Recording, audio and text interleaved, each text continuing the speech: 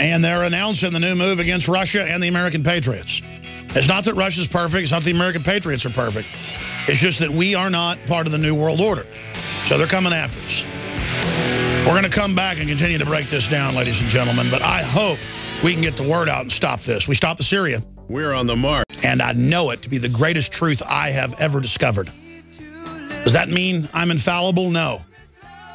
But on my soul and on everything I will ever be in my family name, I believe the globalists are seriously considering setting nuclear weapons off in this country and blaming it on foreign enemies and domestic enemies and doing a total sweep. I've told you this year after year, and you see them now pushing it and saying domestic groups are connected to the foreigners. Just as I told you, I know the enemy's mind. It's simple strategy. I would do the same thing if I was animated by their force. I am able, as anyone is that focuses and studies something long enough, to predict what they're going to do because I know them. And I watch their propaganda, and there are so many data points that I cannot even begin to tell you how much grave danger we're in. Now, for every action, there's an equal and opposite reaction, as I perseverate. Quoting the physicist Einstein, Albert Einstein. But that goes back to even Newton, but Einstein repeated it in larger equations. But Newtonian physics are clear. And if there's any laws in this universe, at this level of consciousness, we know these are laws. And the fact that they're considering doing this and bringing in full martial law, that's their emergency backup. They don't want to do that. The fact that they're looking at this and now testing it with trial balloons, beta testing with the public, means they are in deep trouble on every single front. 99% of people in the FBI are not part of this. 99% of people in the CIA are not part of this. 99% of people in your local state police are not part of this. A lot of them may be part of other corruptions, but very few, I'd say 99.99999, are not involved in plans to set off thermonuclear weapons in this country or an atomic bomb they built to make it look like it came from the Iranian mullahs or the Russians. I told you Stuxnet day one was the Israelis. Turned out it was. I've told you over and over again. I told you Piers Morgan would get a once-a-month magazine show with famous people like Frost. That's what he got. How do I know this? Not because I'm even that smart.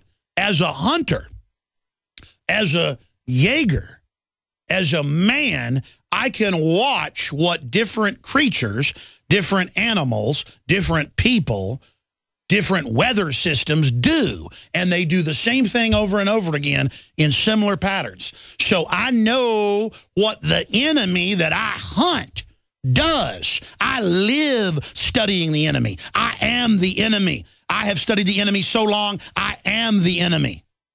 You understand that? I am what I hunt. Call me the hunter. That's my name. And you too, ladies and gentlemen, can learn how the enemy operates. And let me tell you, if you learn how they operate, you're now going to be wearing the sunglasses, just like Rowdy Piper. And they live, listener of the show.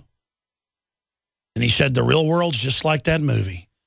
You put on the glasses, there ain't no going back. And what does Rowdy Piper have to do to his friend to make him put the glasses on? He's got to get in a serious battle with him, and both of them have to get hurt really bad before they learn the truth. And that's the analogy or the allegory of how you have to go through hell to learn things. Don't you wish you just put the glasses on or start eating concrete? Put these glasses on or you're going to start eating concrete. And I'm going to do this to you because I love you. You think it's fun to get up here and talk about these people that may set nukes off in the country? I'm only alive because my grandmother's praying for me, ladies and gentlemen. I'm only alive because if they destroy me, it'll turn me into a martyr. But they'll probably figure something out. And that's why I get so upset and so angry when I'm on air, folks, because I literally realize I am putting myself in the arena with vicious, evil people, and my family is being put in the arena like chips, all in on a poker table. And I don't like it, but I got to do it.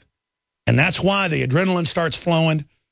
The chills start going up down my spine because I see the enemy. I got the glasses on, and I just wish the public could see it for themselves. Our country has been captured. Our country has been overrun. Get that special report on the cops killing the homeless guy ready for me. I'm going to have to go to that for a while because it's so important. The full report's up on Infowars.com. And then I'll come back and get into all this with Greg Palast and more. It's just that everything is set up for them to stage stuff and pose as the saviors. And the nuke's the way to go to start the foreign war, cover up the derivative scam, and clamp down domestically. And I'm telling you, I know what they got in their hand. I know where the ace card's at because I saw them tip their hand earlier, and they got their finger on the ace card, looking me in the eyes, looking you in the eyes, getting ready to play it. They are really considering playing the ace of spades. It's the only god they need is stage terror. The only way you beat them is exposing their secret weapon, exposing their deus ex, exposing their god of staged problem, reaction, solution, Hegelian dialectic.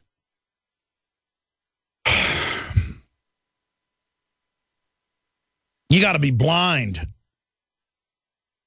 to not see open tyranny being set up around us in a criminal takeover of the republic. And the big story about these police that killed this poor man is that I had only seen Sunday when my buddy Shane Steiner sent me a clip of it, the Albuquerque News, where they start shooting him and then they cut right when they pull the trigger. I said to the guys yesterday before the show, I said, you know, I bet there's a raw version put out by, the court. They found it online, folks. And the story isn't that they shot the guy for no reason. He didn't have knives in his hands like they said. We blew up the video. It's that they flashbang him, let a dog attack him. He turns to run, and then they shoot him in the back, and you can hear him on the audio. I don't know how it translates over AM radio, but you can hear him going, I can't move. They've shot him right in the back. He's paralyzed.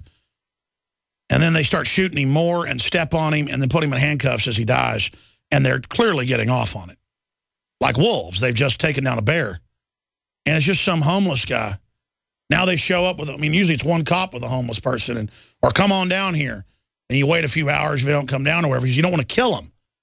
But they're hiring people. And we know 10, 15, 20% of the military historically are psychopathic killers who want to get in because they want to kill people legally.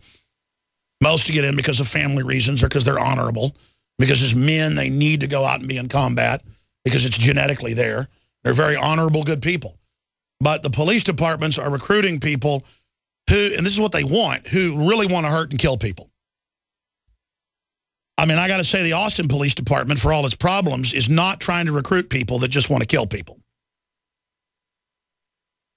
And, if you really want to kill people, why don't you be a man about it and go join the military and try to get into special forces and actually go fight real people that shoot back, not homeless people. It is the most dishonorable, weak thing to find some naked, homeless 14-year-old who clearly is autistic looking at their hands. And you see these squad car videos where they beat them to death. Oh, you didn't follow my order. Taser you. Oh, you're flopping around. I'm going to beat you.